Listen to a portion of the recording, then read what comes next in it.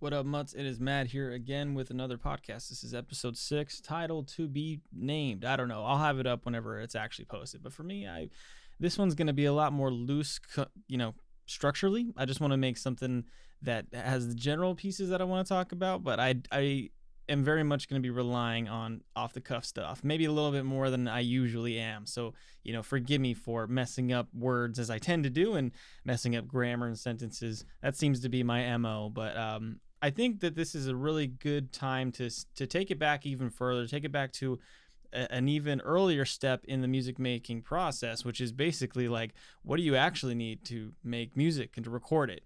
Because, there's a couple of trains of thought that you should think about whenever you're actually making music and the end goal of it. Are you making it just for yourself, just for you to play and just for you to have? In which case, do you need to record it? Is it something that you just want to listen to for yourself and not necessarily share it to people? In which case, like I said, do you need to record it? Or there's the other train of thought is that I want to make this music and I want to share it with other people. So I do need to record it in some capacity, That's just a general way of looking at whenever you are really starting out. And that's the question I had to ask myself, because for a long time, whenever I first started out, the idea was to get studio time. But I wasn't exactly sure what I wanted the songs to sound like. I wasn't sure exactly how I could get them to sound the way I wanted. I had no idea. I was just making songs, and I figured, that would be enough. Someone would hear me making songs, and then they would kind of like take care of the rest or whatever. And I think it would have helped more if I really thought about how exactly the process of making the recording differs from making the song. And they can be the same, or they can be completely different steps in the final creation of the song that you share with people, and the thing that's either a digital file, CDs, MP3s, whatever, if you still got one of those cassette players. It really kind of just depends on the style that you want to have moving forward and what exactly you want from making music. Like I said, I know that there's a lot of people who make music that follow me on like Instagram and stuff, and I can't imagine that you guys are listening to this and aren't interested in making music. And so at some point you have to kind of decide if this is something you want to do, not necessarily as a career versus a hobby, but more of like, is this a hobby that you want to share with other people, or is this something just for yourself? I don't think it's a bad idea to record your songs, even if it's just for yourself, but and the reason I'm saying this is because there can be a considerable financial, a hole, shall I say, if you try to make music and really want to get like the top line of the equipment. Even the middle of the line equipment can be expensive, And like the stuff that I've accumulated has been over like years and stuff. So, and this isn't even close to the money that I've actually spent on equipment that I've just lost or given away or whatever, So there can be a significant financial portion put into your hobby, in the same way that people spend a lot of money, restoring cars or, making some beaters into some winners at the track. This is just like that. You can spend a lot of money, or you could not spend any money. I'm going to give you kind of generally two options to do both, whatever position that you're in, because I have been in both. I've been in the position where I don't have any money and I just need to make something, and I've been in a position where I have enough to get good stuff. Currently, I'm in a position where I'm able to actually create the studio that I wanted. It's not perfect, and there are things I definitely want to improve, but based off of the circumstances I have, I think it's great, and I'm able to make all the music that I want to make. I'm able to make it without a whole lot of hassles, and I have complete control over the entire sound. So for me, this is a good position to be in. It may not be the best position for you. Some people are really, really interested in making the songs, but they aren't super interested in actually recording it, or like mixing and mastering, which is a totally different stage, in the actual recording process. So, and it's not for everybody. And I'll say, it took me a very long time before I felt comfortable at all. And I'm not even close to being that proficient in it. And to be fair, like I do it every single day. Like I come and I make music every single day, and I'm still not even that good at a lot of the processes to get quote unquote radio quality stuff, which is something that I want to talk about later. But definitely sit back and say, like, if I want to make this music, what kind of financial investment do I want to put in it? And what kind of like mental and physical parts of yourself, how much do you of yourself and time especially, how much time do you really want to put into the other parts of making music that aren't actually writing it? Because it can be very, I mean, besides it being like financially dependent, it could all, I mean, every single time, actually, I would say it's even more reliant on the time that you're willing to put in to actually get something that you could say that you're proud of, right? What my first recordings were trash. They were complete trash, but I did them for completely free with the equipment that I had. And, you know, I'm proud of them for that specific, like project in that time in my life. Like I look back on them, and although I think, man, wow, that recording is trash, this, you know, I'm able to see that and be like, okay, I mean, I can look past the bad recording to an extent and see the song that's lying underneath, and I can still like appreciate it. I didn't make something that was completely trash. It was listenable, but it definitely was not radio quality. You know, it's not something that you would sit there and show to all of your friends. It's not something that like was meant to be passed around. It's something for me to be able to put the songs I was making onto some sort of recording platform for myself. And looking back on it now, I'm glad I did, because it definitely has shown me where I've come from and what I'm now able to do. And now my recording process and my writing process are very much intertwined. So, you know, kind of just depends on where you're at and what you want. That being said, this episode specifically is going to be about the basics of recording and kind of how you go about doing it and what you should really be expecting from the recording phase that you're in. So I'll kind of break this down into a couple different layers of I guess, skill, or at least time that you've put into it, and the expectations that you want. So for instance, I'll talk about people who are just starting out and they've written a song, right? And then I'll talk about people who are in that same position. They maybe want to write a song, but they don't have the instruments available to them, what they can do to still make music in the modern age. And then people who are in that more intermediate stage, which I would say that I'm in, where they have, like they've been writing songs for a long time, and maybe they've actually recorded an album at a studio, and like how they can really sit back and do it themselves if they want to, and how they can do it in a way that could get them what I would call radio quality. Maybe not like, you know, the top 50 kind of people, because they have the you know, the best mixers and mastering engineers in the world, you know, but something that you can sit down and be proud of. So those are kind of like the two big places that I think this specific episode will be good for. So if you're just starting out, you want to start making music, or you've made a couple of songs, you want to record them, or if you've made a whole bunch of songs, maybe you've recorded tracks before, here's some ways that you can really dive into getting to that next bar in your ability, right? So let's kind of generally talk about what is recording music. Essentially, it's just capturing audio. That's really all it is. And whatever form you use to capture the audio matters less than just the act in itself, you know, because the recording is just that captured performance, essentially. That's why there are different kind of like rights and copyrights that you can have based off of different things. For instance, someone could have the, I believe it's, I can't remember what it's called right now, but basically it's like the writing license, where it says like you wrote this song, and like the lyrics and maybe the chord progression, I guess. Maybe, I don't know, that's a little hazy, but like the actual creation and the writing of that song was written by this one person. However, someone can perform that, and then that specific performance could be copyrighted by them. So for instance, like Wolfgang Amadeus Mozart, he wrote, you know, whatever song, he wrote that specifically, but the London Symphony Orchestra in, you know, 1972 recorded his writing. Does he own that, or does his relatives? No, I mean, it's been long enough, so copyright's kind of a little weird for him. But at the same token, like there's the performance of the song, and then there is the actual written song. So the performance of the song is kind of what we're going to talk about today. What I mean by performance isn't just you playing a song live. It's actually the performance that comes out of the recording. So anytime you listen to an Alice in Chains song, for instance, you're listening to Rooster.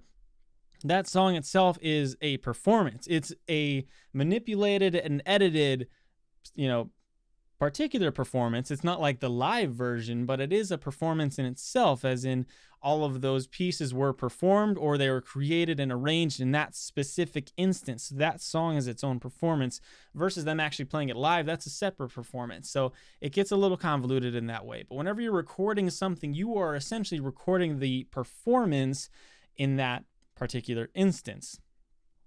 And the ways in which you could go about actually recording your performance or creating a performance in the recording itself is you could have an actual analog style where is basically you are using microphones to record what you were actually doing and performing. And then that goes into either your tape deck, which is like an analog outboard gear, where it's basically like essentially, an 8-track, tape reel, which is what like the Beatles and basically everyone up till the early to mid 90s used. You can have like a tape deck specifically, which is recording that performance through the microphones and whatever outboard gear as well, through that specific chain and into essentially the tape itself. And then that tape is then transferred and copied into other tapes, but that performance is captured on that tape specifically. So that's kind of one way to do it, analog through the microphones into that tape. But you can also record analog to an extent by recording the sounds itself through the microphones and then into your digital audio workstation. This is stuff like Ableton, Pro Tools, Reaper, FL Studio, Logic, all that stuff. So that's how I do it. Particularly, a lot of the stuff that I do is a little different, but that's how I would personally kind of differentiate analog versus digital. Is that analog is basically the recording of audio through an actual microphone. That being said, whenever it gets into your digital audio workstation, it technically is a digital signal. It's basically the audio interface taking the audio that is being recorded in the real world through your microphone, and then it's basically translating it for the digital audio workstation to be able to receive it and understand it in its own specific language. However, it comes out exactly as the microphone portrays it, and then you can manipulate it from there. But, the analog side of it, generally, I'll just make it simple. Analog is you recording the sound into the microphone, into then the recording device. This is different from the digital audio, for instance, basically because the digital audio itself, and it gets real convoluted with samples, but basically digital audio can be things that are algorithmic, which is basically like synthesizers and things along the lines of that, and other kind of like programs and plugins specifically that you can put into your digital audio workstation. You're not going to be able to have any really digital sounds through analog, because if you think about it, even if you had the synthesizer specifically as like a piece of outboard gear, it may be digital at that time, but whatever you create those sounds and record it, you're going to have to record it through a microphone. If you're, I'm thinking about the older days, I guess. Oh man, it gets super convoluted, but basically, I guess I'll make it easier this way. There is the physical representation, like for instance, a guitar, string instrument, wind instrument, and things along the lines of that, where you can physically have to interact with it in the real world, and then it itself, with no assistance from computers or power or anything, it creates that sound, right? And then the digital is more something that's been created in a binary sense. It's mathematical, algorithmic. Whether it's a complex one or a simple one, it doesn't matter. And I would definitely say that digital audio workstations and working in the box, that tends to lean towards a lot more digital type of recording. That being said, it's so convoluted, and honestly, they intertwine in a lot of ways, and I don't think that my specific definition is the best one, but it kind of just depends. It depends on how you look at specifically the audio you want to make. But okay, let's separate it in this way as well. Is, are you an actual band where you have instruments that you play and it's nothing that isn't specifically a computer? Or are you like a DJ or a producer who takes samples and cuts them up and creates plugins and specifically makes songs, someone like Skrillex or basically all top 50 nowadays seems to have that. But, you know, those two types of recording styles differ in the way that the audio is specifically captured. So microphones are very, very heavily used with the band style, where they need to record all of the drums, the guitar and bass, and they'll most likely do that through amps on their guitar or bass setup, and then of course the vocals as well. Whereas you have more of like a pop situation wherever you're trying to make that song and you decide that you want to, have everything in the box. So you're going to take kick samples, your entire drum set, the bass, you're going to make a sub, you're going to have all of your plugins and synths and everything. It's all going to be in the computer. And the only thing you record analog is going to be the vocals, right? Those are two different situations, and it kind of depends on the music that you make. And honestly, it's going to be cheaper or more expensive depending on which one you do. I think they generally average out depending on what you actually want to do if you're trying to make a similar quality for each one. But yeah, it's I feel like I'm not super clear right now, but anyway, I'll kind of move on because I think it'll make more sense as I give you more examples and ways to kind of get around the situation that you're in. So I kind of want to talk real quick about what radio quality is.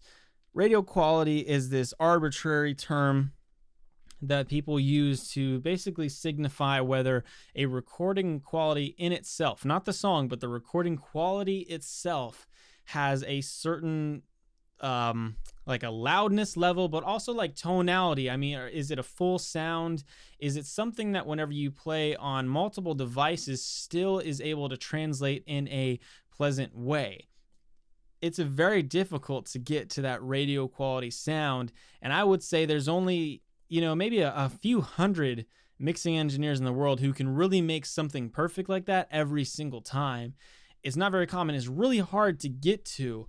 But that being said, radio quality is not everything you hear on the radio. There are lots of really great mixes that sound awesome, but they aren't like perfect. And that leads me to another aspect of recording music, which is imperfections. And I'll get into that much more later because I have a lot to talk about with imperfection. But the best part about music, especially if you're trying to make something that is real and believable and not binary and super coding, like, unless that's, the style you're specifically going for, the whole idea of making something radio quality, I feel like has an ounce and a very tiny amount comparatively. So it's basically like all of these like perfect tones and everything lines and everything's balanced, but there's like this slight bit of imperfection, and that's what makes it human. That's what makes it believable, and that's what like translates me specifically into the world of that song. So imperfection is a really big part of making music,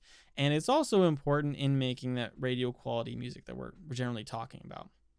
Based on the place that you're in making music wise, radio quality may not be what you should be expecting, and it probably shouldn't be. My songs, I don't sit back and make the mix to them and think, oh yeah, that's a radio quality song. I sit back and I think, does this give out the emotion that I want? Is it too harsh in some place? Some places, is it too quiet? Is the volume super wonky in different spots? Is there something that's overbearing and something that's not? I have my specifications, but in no way do I think that they are comparable in recording quality to like the best mixers in the world, because I am not that. I'm trying, and I want to make something that's great and is something that I can be proud of, but realistically, like I don't have that ability, and I haven't had enough time actually to make that reality a thing. That being said, based off of where you are, you may be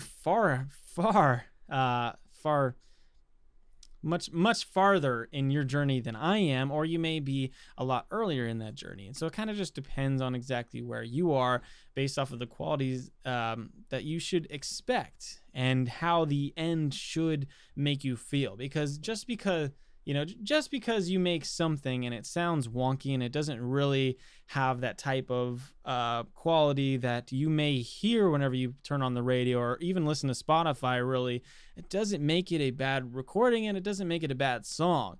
It's just a place that you're in, and you should strive to make something that you're proud of, and that's something that you'll listen to again, even if it's not like the best representation of that song or the best representation of you, you should still try to make it and make it good enough for now. And the next one needs to be a little bit better. That's how I see the process of making music, mixing, mastering, everything. Just a little bit better this time than the last time. And not try to make something perfect, because then you'll never finish it. And I've talked about that plenty of times before, but I just wanted to kind of reiterate that. So the pros of radio quality is that, if you were, for instance, to choose whether you would have radio quality and not radio quality, you obviously choose radio quality because it gives your song the best opportunity to be enjoyed by everyone. Because there are some things that not everyone likes about certain styles of song. For instance, like SoundCloud rap tends to have really harsh vocals and just like not a lot of dynamics in them. It always seems to be like hit by a compressor, which is my style for my rock. But anyway, for instance, like garage rock tends to have like, it's super distorted and it's just harsh in a lot of spots. I like that sometimes. I think it's really cool and interesting, but it's not always the best way to represent each individual song. And so I would say that the pros for radio quality is it makes it a lot more easily accessible to a whole bunch of different kinds of people. So that way they can look objectively at the song rather than the recording.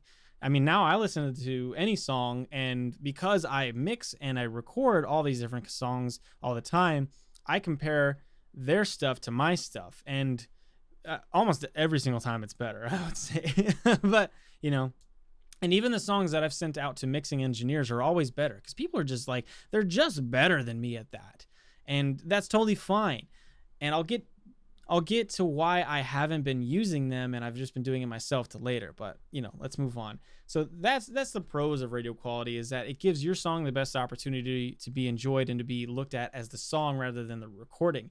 The cons, it's expensive and time consuming. If you want to make something that's awesome, you need to find a mixing engineer and mastering engineer that is great at what they do. And that's not cheap, especially if you do like a whole album. If you're doing a single, I mean, you can get a great deal and get something that's awesome for like $250, $200, $250, $300. A lot of the best mixing engineers will, charge $30,000 for an album. So 10 songs, $30,000.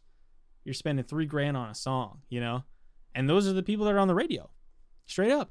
And to be fair, they deserve it because they're awesome. They're great at what they do, and the quality that they make matches the price that people pay to be able to get those services. So it's not a bad deal. What I'm saying, though, is that it can get expensive very quickly for you to reach radio quality.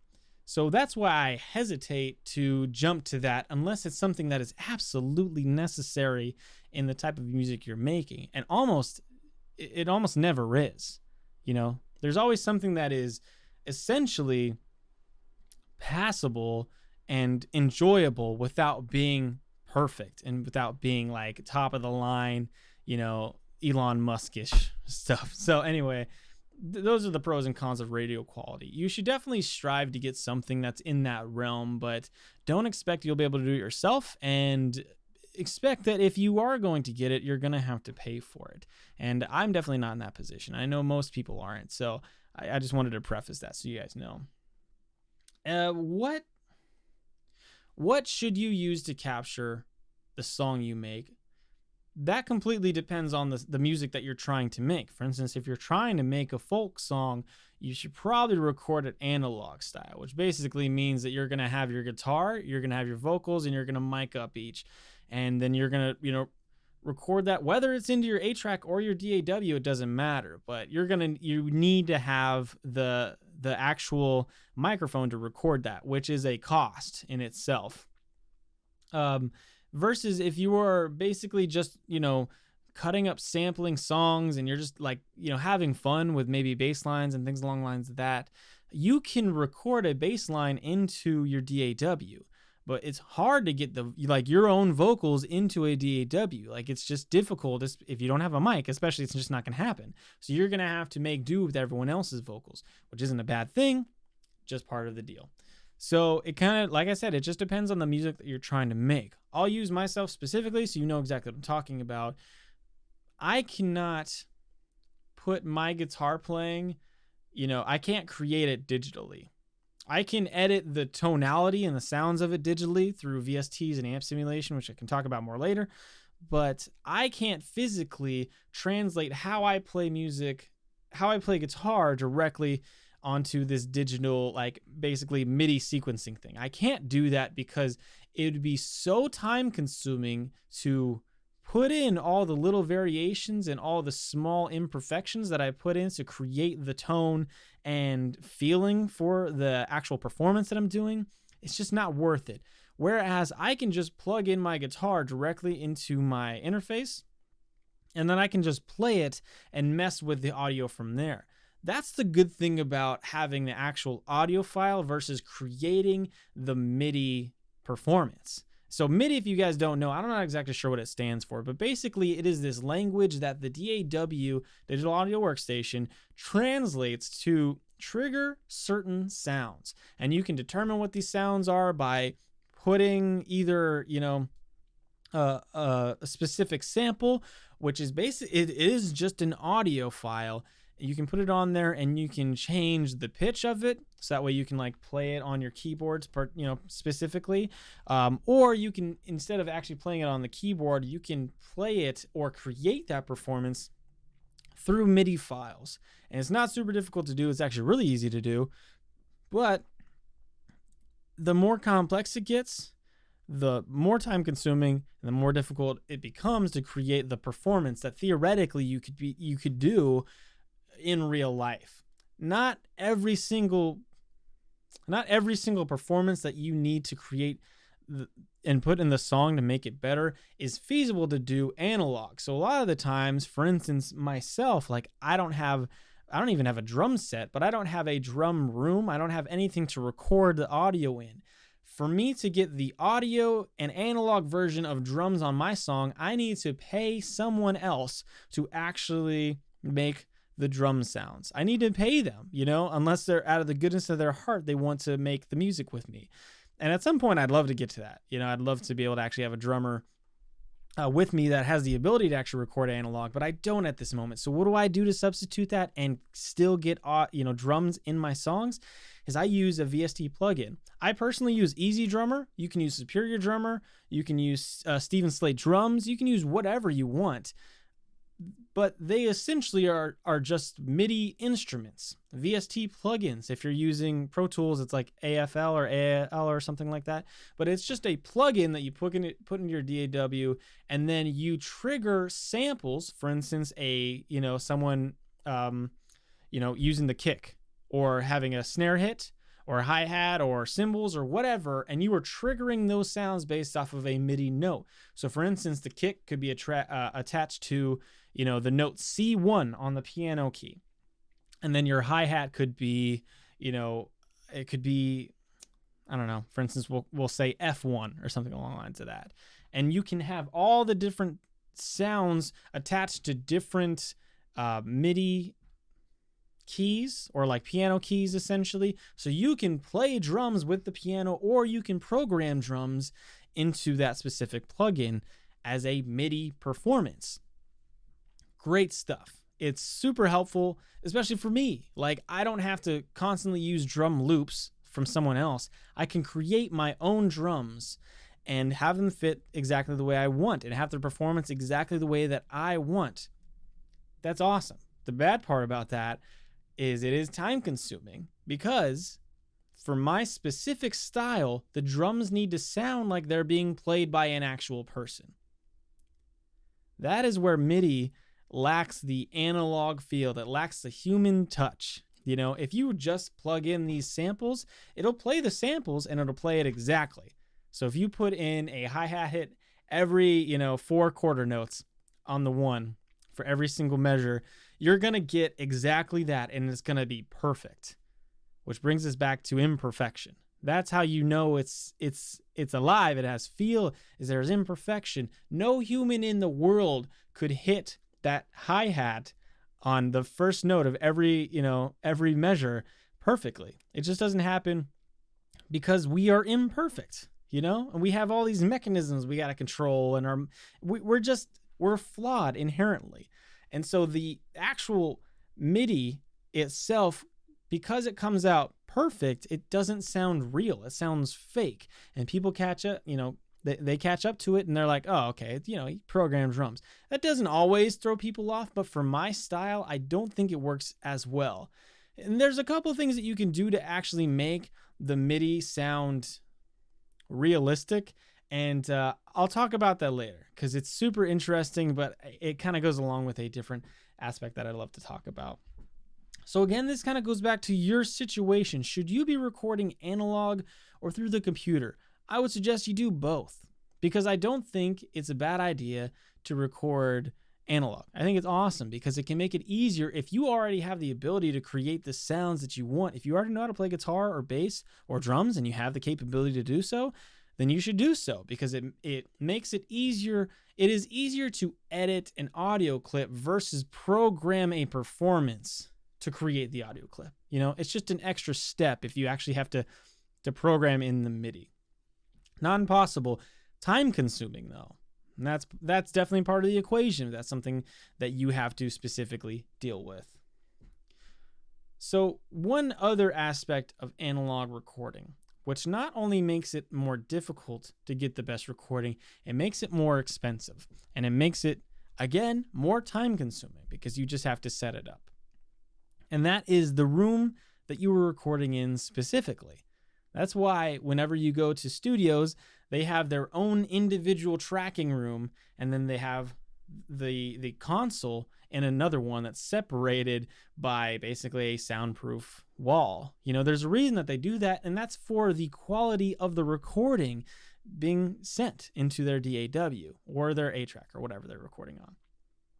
The room itself that you're recording in translates directly onto the performance, because the performance, it doesn't happen in a vacuum, otherwise you wouldn't be able to hear it because there would be no air molecules to bounce off of. But anyway, it doesn't happen in a vacuum. It happens in a room. And so the room that you specifically are in will translate into the recording. That's why whenever you're in, like, for instance, a bathroom that has a whole bunch of tiles and you belt it, you will hear that reverb. It's bouncing off the wall and it's coming back so untethered. There's no friction for that sound. So it bounces off and it creates that reverb that seems to kind of go on forever. And it's really pertinent. Reverb works great, but if it is on the recording itself rather than being applied on later, that means you can't get rid of the reverb. And sometimes you don't want that reverb. And you're like, oh, okay, so I recorded this and I have no way of making it sound like it's someone who's right here up in the front. It's always going to sound like someone who is in a big hall, and that's, all that reverb is there. It doesn't work with all of your recordings. Now, in the area that you're in, you're going to have to use what you got to use, but that is one of the aspects of recording analog and through microphones that is difficult. The room that specifically you're in and the things that are making sound around you are really important to the actual recording quality itself. That's something I did not realize for a long time. I had just assumed that my mic was bad, but it wasn't the mic, it was actually the room itself. And, trial and error. You kind of figure it out, or you don't, whatever. But that's definitely something to think about. There are ways to make almost any room a good recording space, but that's where the money comes in. You have to be willing to not only put in the money, but the time to create that really nice sound-treated room. And that is the term, sound-treated. You need to treat the room for the sound that it's going to be getting. And there are different ways and intentions that you can soundproof a room. For instance, it could be specifically for tracking. It could be the tracking room, in which case it would need a different type of soundproofing versus a room that is specifically for monitoring. For instance, if you are the person at the control, at the control desk or the panel or whatever, and you are actually listening to the recording and trying to mix it and everything, that needs to sound different than the actual tracking room. So something to think about. There's always something, it feels like, but that's essentially, it's just another aspect of recording analog that is just difficult to get around. Just thought I'd bring it up. Good luck if that's something you're trying to do. I I have my little workarounds for how I get around that specifically in this room. And for me specifically, I try to limit the amount of things I actually have to use my microphone for. Whenever I am actually singing, that's basically the only time I'll actually use the microphone. With the acoustic guitar is the exception, obviously. But this room is not the best room for recording. So for me specifically, I needed to be able to record a lot of my stuff directly into the interface or be able to create those sounds through the interface. And that's just part of it. I'm working with the restrictions that I have. Everyone is in a different situation and they need different things. So just keep that in mind whenever you decide how exactly you want to go about recording.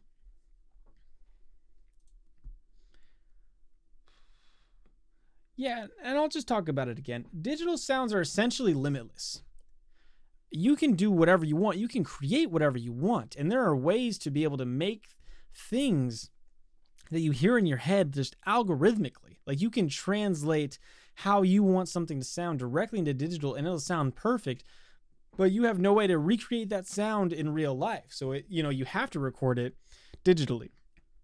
And that's awesome. It is essentially limitless in that way. And I think of it whenever I go into actually recording digitally to create those sounds. I think about how exactly I want this sound to be different, and how I want it to specifically fit into this song. That being said, sounds that you create digitally are binary, even if they are analog sounds. What I mean is samples.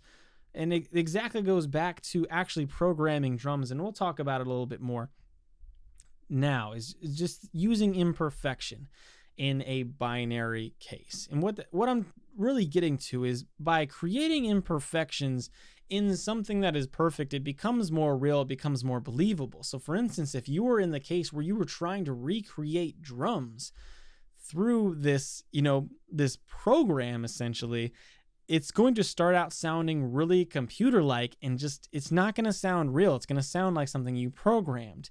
And that could be the vibe. But if you're, like I said, if you're trying to recreate an actual drummer doing something, it's just difficult to do. And the way that you would go about doing it and the way that I do it is by putting in small imperfections. These can be imperfections by when exactly you hit a specific sample. For instance, when exactly are you hitting the hi-hat?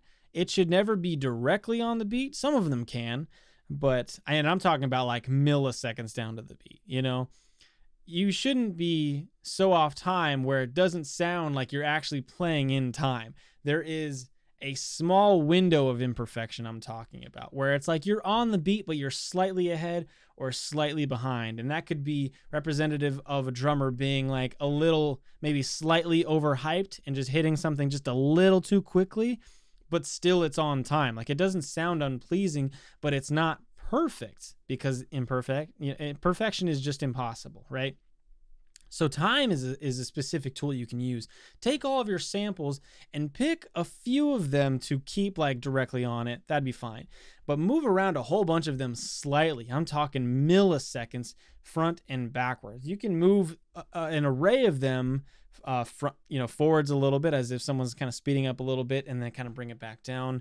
But never keep them the same, and don't let them have the same imperfection either, because then it'll just sound like perfection just a little bit off. It's got to be believable. The other way you can do that is based off of something called velocity, which essentially is just volume, because there's no real other way to trigger in samples and make them like perfectly, how someone plays something.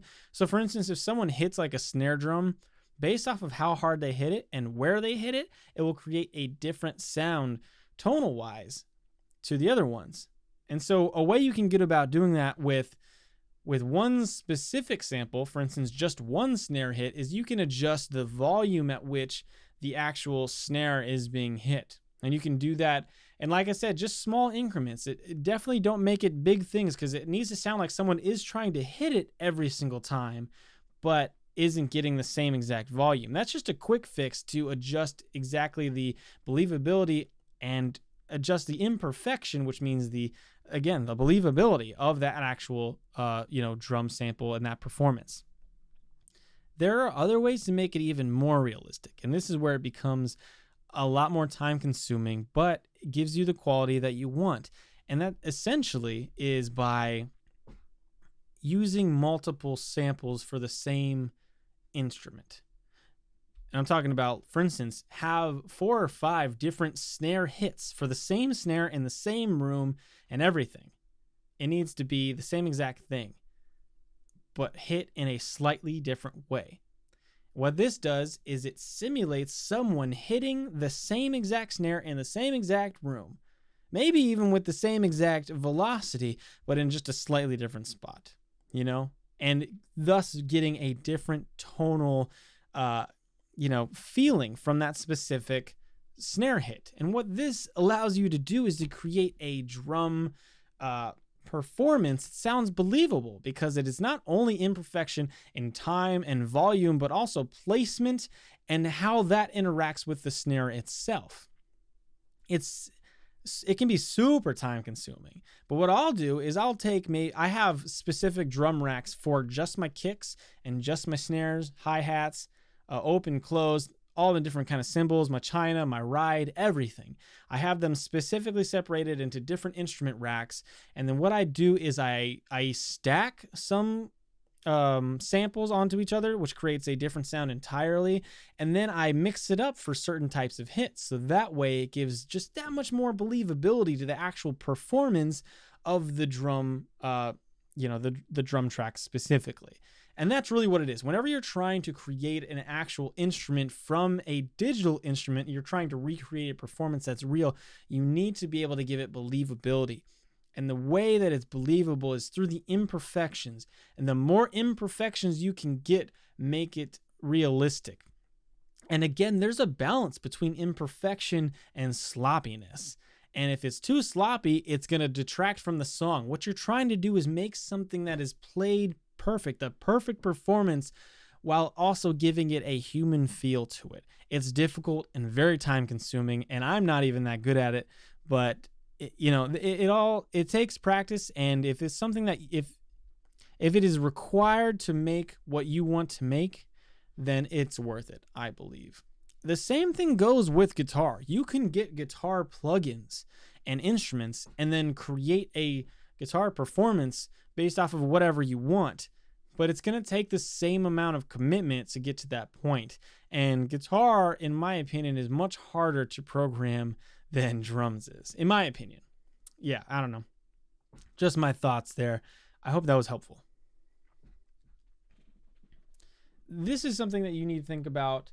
The more and more that you actually get to like publishing your songs. So if this is something that you want to do just kind of for yourself, you probably don't need to listen about this as much, but it's always a good thing to have. And that's thinking about how exactly are people going to be listening to this, And that question depends on your audience, but also just kind of depends on what you can expect from that specific song and what it'll bring. So for instance, if you have a song, you need to be able to mix it and master it in a way that if it's played on really nice headphones, it sounds great, or it sounds up to the quality that you want. And at the same token, if you play it on your car speakers, it sounds great, And at the same token, if you play it on your phone through some crappy earbuds, it still sounds good. And if you also play it through, your phone's speakers, it still sounds good. And it's never going to sound like great the worse and worse the actual speaker is that's playing it. But there's a certain level of clarity that needs to be present in almost every single medium that you expect people to listen to it on.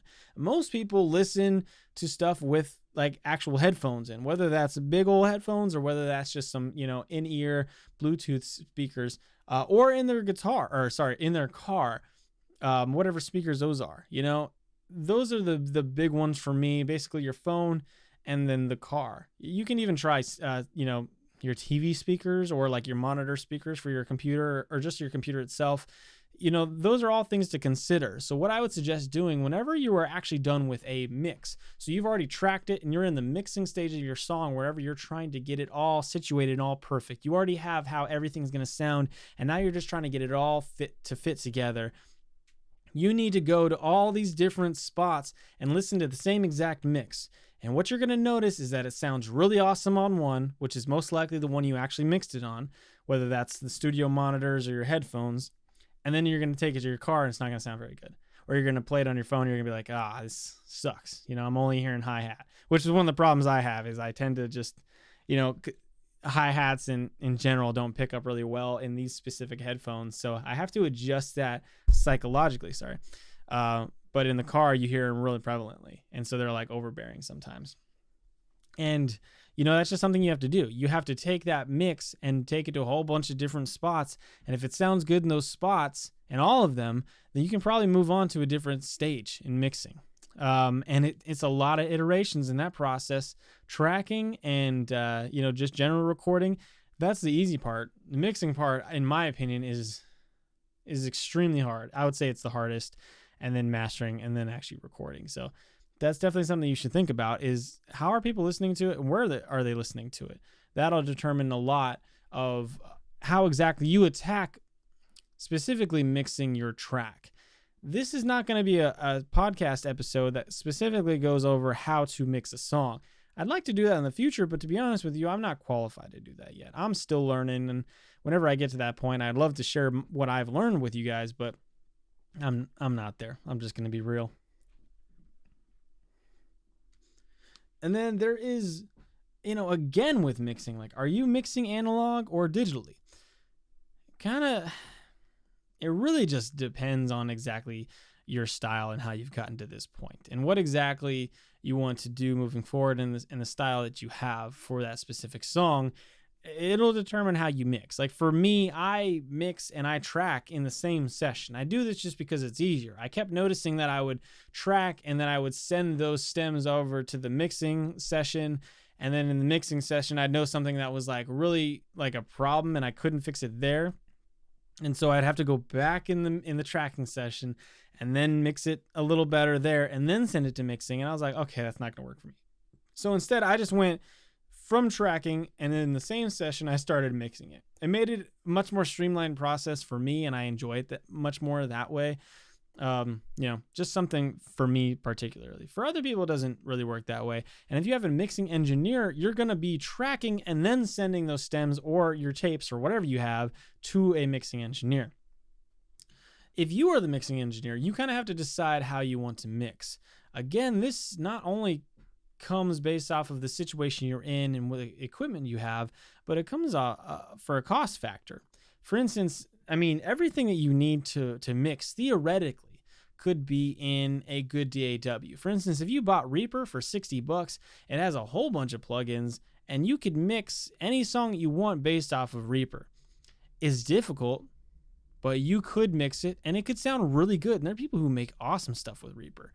And I used it for a long time, but I've since moved to Ableton, which I would say is even more easy to actually mix a song on just with the bass plugins. That's what I'm saying. Like if you get a DAW, the bass plugins are your best friend. The more and more you have to rely on outside plugins, the harder it is for you to really be able to just rely on your own ability to mix versus having something else that kind of does the work for you. I've gotten to the point where I know there's specific plugins that I really like that are stock plugins for Ableton. And then I have some outside plugins that I brought in to Ableton, and they do everything that I want without me having to mess with any programs, or any adjustments, right?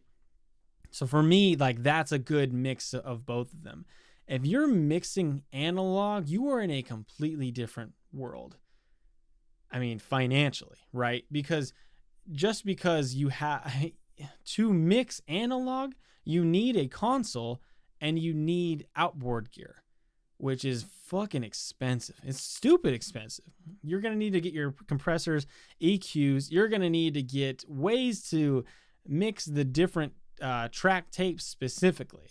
And it's hard to do, and I am not an expert in that. But I'll tell you one thing, it is way more expensive than actually just getting a DAW for the computer that you have. So, something to consider. And now I'm going to get into what I think is probably the most important part of this entire podcast, which is like, if you don't have any money, how can you record a song?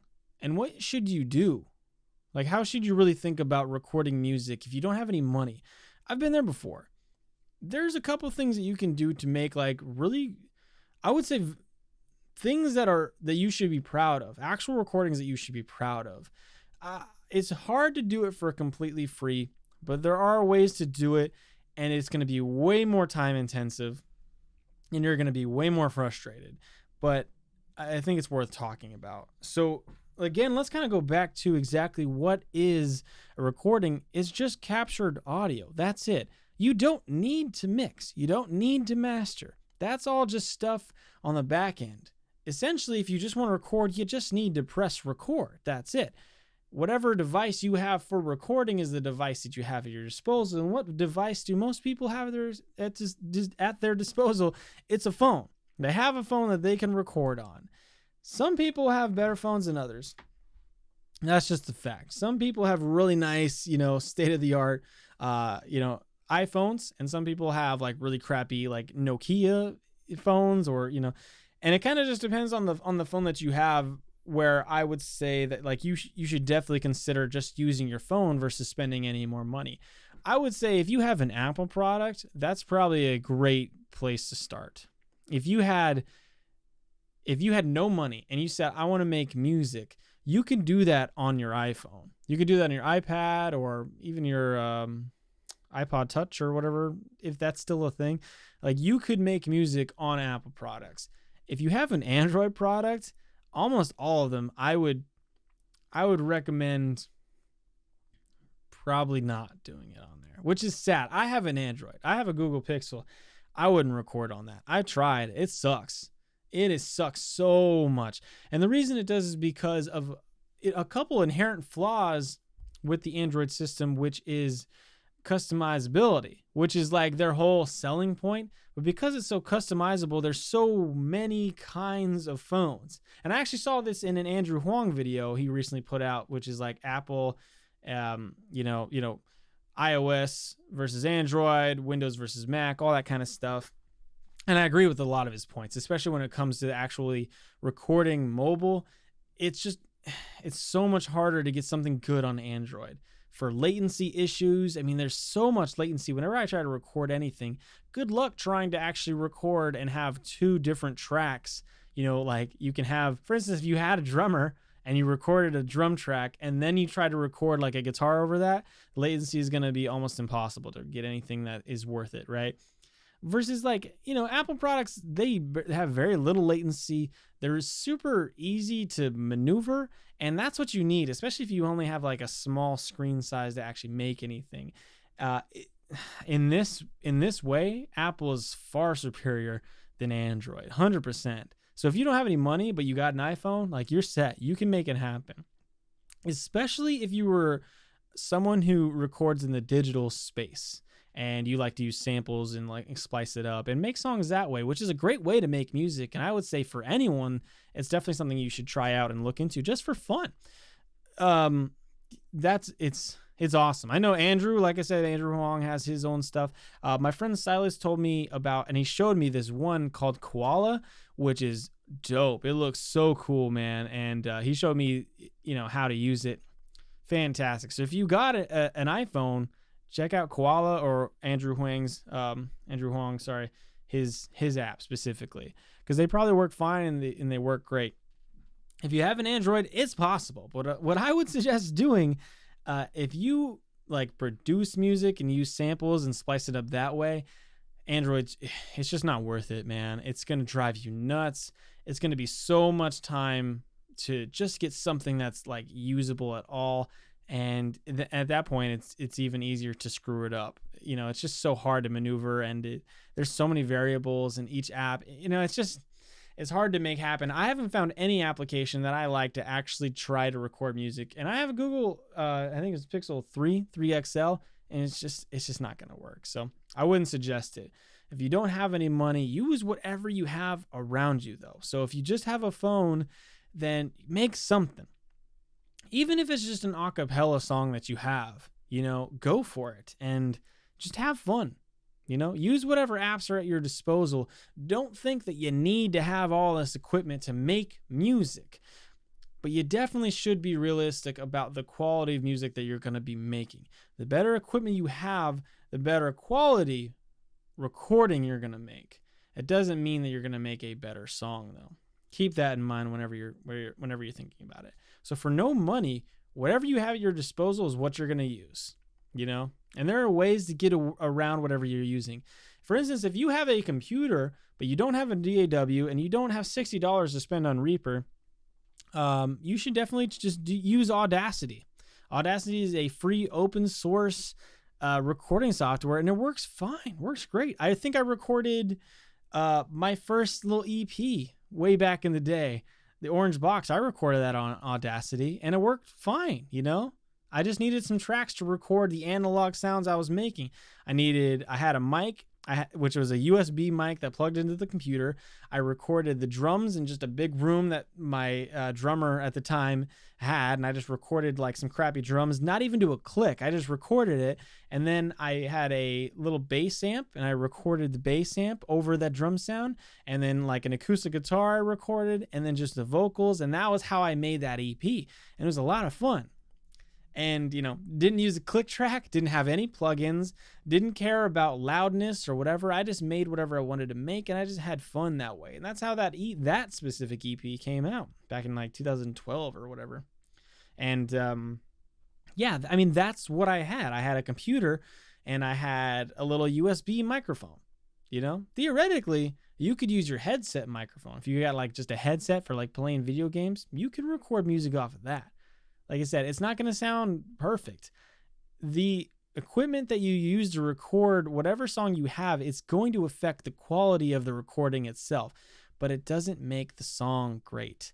And it's not make or break. If you just want to make music, then just make music. Who cares what you have? You don't need to make radio quality stuff. You just need to make something.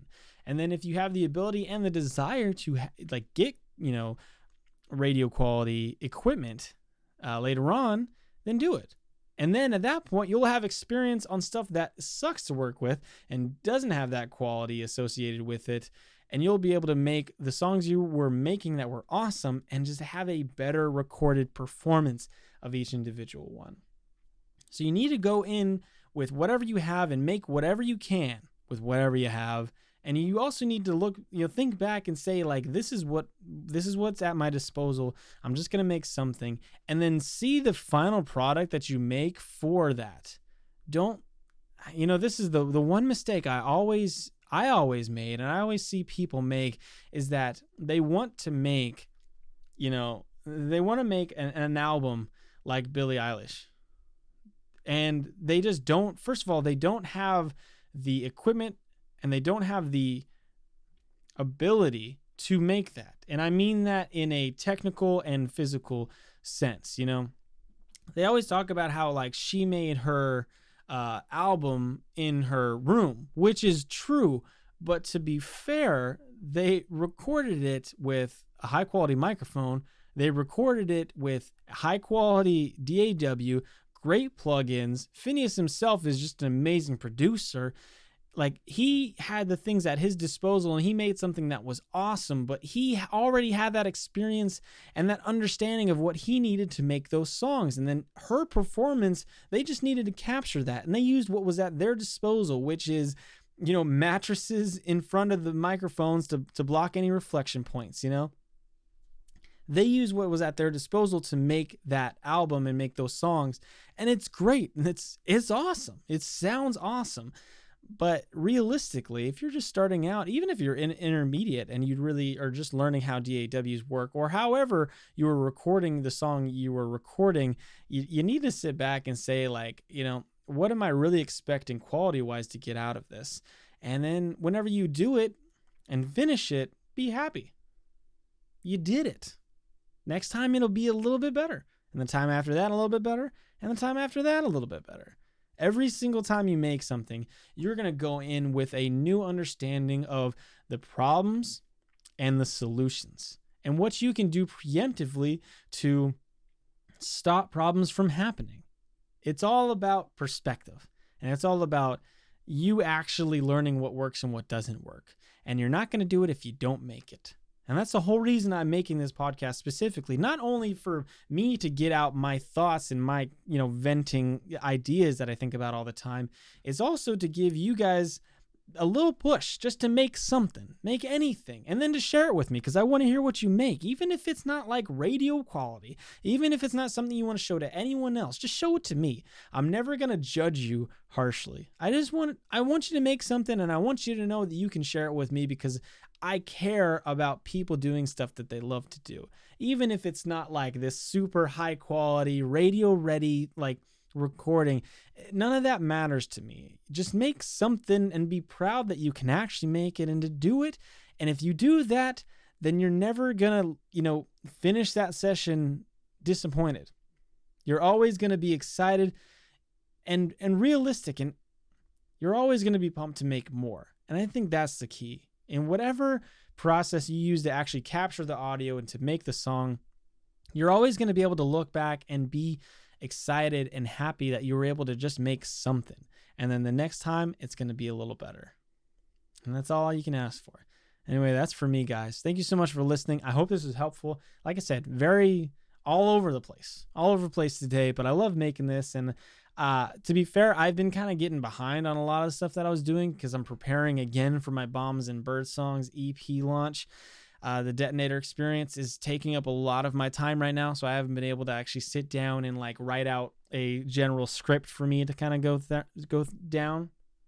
But I wanted to get this out because I was thinking about it, especially as I was sitting there, recording stuff for like the next release and thinking, wow, man, I'm putting way too much work into this one thing.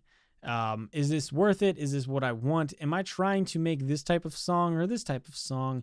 And, just all these thoughts going around in my head. And so I wanted to get these thoughts specifically out just to almost remind myself that I need to be realistic with what I'm able to make. And then I also need to push for what I am capable of making.